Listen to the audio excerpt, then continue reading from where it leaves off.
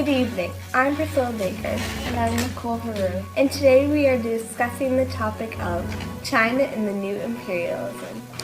For many years, China's regulations had ensured that China had a favorable balance of trade with other nations. By the 1800s, however, Western nations were using their growing power to tilt this balance of trade with East Asia in their favor. The Chinese government outlawed opium and called on Britain to stop this drug trade. The British refused, leading to the Opium War in 1839. With outdated weapons and fighting methods, the Chinese were easily defeated. Under the Treaty of Nanjing, which ended the war, Britain received a huge indemnity, and British citizens gained the right of extraterritoriality. 10 years later, China lost another war. France, Russia, and the United States then each made specific demands on China. China was pressured to sign treaties stipulating the opening of more ports and allowing Christian missionaries in China. The Taiping Rebellion weakens China. The Taiping Rebellion lasted from 1850 to 1864, devastating peasant revolt. During the 1800s, irrigation systems and canals were not properly maintained. The peasants were burdened by tax evasion, imperialistic court, and government corruption, which led to the revolt. It caused the deaths of 20 to 30 million Chinese people. Hong Kong called for an end to the Qing dynasty with help of governors and journalists. The government ended the rebellion. Launching reform efforts. In China, there was division over a need to adopt Western ways. China's wealth and taxes came from the land, so some people believed that there was no reason for industry. Scholar officials disapproved of Western missionary ideas.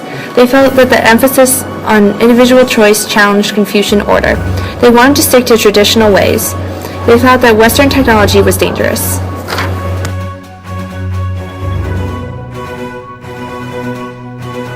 In the 1860s, the people of China launched the self-strengthening movement, a reform that used Western technology. The people knew they needed to modernize. It set up factories and made modern weapons, shipyards, railroads, mining, started the light industry, incorporated Western works and ideas on science, government, and the economy. The Chinese government did not support it, and it did not make much progress. Unfortunately, it failed to bring the reforms the Chinese people had hoped for. In 1894, China lost the Sino-Japanese War. Japan gained control of Taiwan, and Western powers began to take territory from China. The British gained the Chang River Valley, and the French gained territory near Indochina. Russia and Germany also took areas of northern China. In 1899, the U.S. feared losing trading rights with China and set up the open door policy. The Chinese had to keep trade open on equal basis with all of their trading partners. The Chinese blamed conservative officials for not modernizing China. Guangxu, the young emperor, launched the 100 Days Reform in 1898. The new laws modernized civil service exams, streamlined government, and new industries.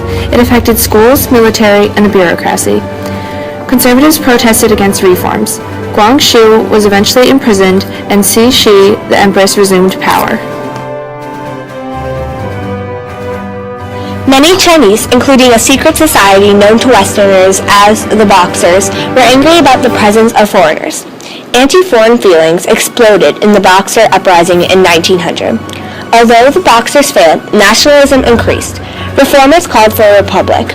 One of them, Sun Yat-sen, became president of the new Chinese Republic when the Qing dynasty fell in 1911. Now that you learned about Chapter 24, Section 5, let's have a review. How did the Taiping Rebellion and other internal problems weaken the Qing dynasty? Glad you asked, Maria. The Taiping Rebellion and other problems weakened the Qing dynasty. Through the loss of many Chinese people, it caused the others to hate the Qing dynasty and its ruler, which led to its downfall. How did reformers try to solve China's internal problems? Sorry, didn't see you there, Maria. Reformers tried to solve China's problems through the open door policy.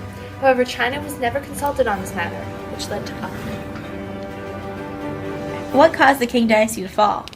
Oh, I'm sorry, Maria. I didn't see you there. The Qing dynasty fell due to many struggles it had, including unfair transport of goods and many revolts. Thanks for joining us and learning about this new chapter on China and the new imperialism. Bye!